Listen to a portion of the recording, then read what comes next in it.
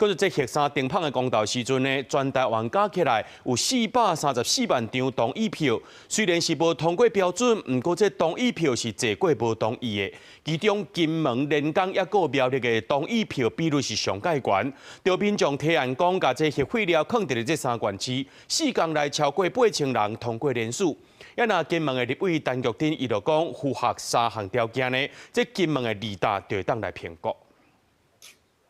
8月3日3定期的公投拄结束，虽然无到规定条件，但嘛开出434万外张的同意票，比无同意的151万外张加真侪，反映部分的民意。在公投进前，有反映的人士伫公共政策网络参与平台提案，建议甲核废料收放伫定期核3公投赞成票数比例上悬的3个县市，这4天就突破户籍户定超过8000人人数。这次的公投其实跟这个38年前我开始关心议题的时候，有一个很根本的问题，就是核废料问题根本没有告诉我们要如何解决，是用一个未来的新的核电的技术，然后来探讨我们重启核3这个老旧的这个厂址这个基础的问题。是，那我觉得这个是一个牛头不对马嘴的讨论。照规定提案成案了后，权责机关必须在2个月内说明评估。提案人表示讲，希望用这来呼吁民众，只有真正解决核废料、核能才会当是选项。根据中选会的统计，公投的结果，所有的县市拢是同意比无同意较悬。不过比例上悬的县市，意思是金门县的94.21%，连江县94%，苗栗是86.56%。另外同意票数上侪的所在是新北市，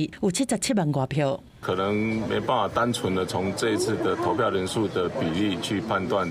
所有金门民众对这个议题的态度哈。那是金门连江县长王忠明嘛表示讲，提案成案了后，已经问真侪马祖的乡亲，拢无同意甲核废料放伫当地。不过金门立委陈玉珍是提出会当甲无人大的二打岛纳入评估。很多人都会担心，不愿意放在我家隔壁嘛。那二胆岛因为它比较远，从金门岛到二胆岛坐船也要20分钟啊，20-30分钟嘛。那因为它是属于金门县的领土啦，是属于金门县制。那所以当然这个相关的目的条件，不管是100亿啊，从小到大读书免钱啊，电费全免啊，这些也当然是要